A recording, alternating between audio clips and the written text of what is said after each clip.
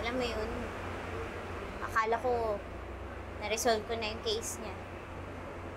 Tapos ito namang si Lorena, pinapaniwala pa ako na inosente si Ino, na may kinalaman si Renan sa pagkamatay niya. Wala namang proof. Naiintindihan ko. Kahit hindi pa kami okay ni Ira, may punto siya eh. Kung hindi si Ino, at wala pang proof na si Renan, sino pa? Meron lang sana tayong star witness na kagaya ni Mellard na sasagot sa mga tanong natin.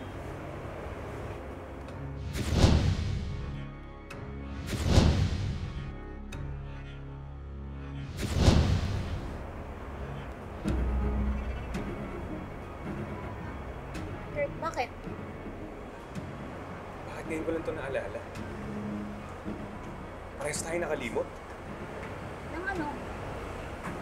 Lilet, naalala mo nung araw na sinundan ko si Mellard at nakunan ko na magkasama sila ni Vivian.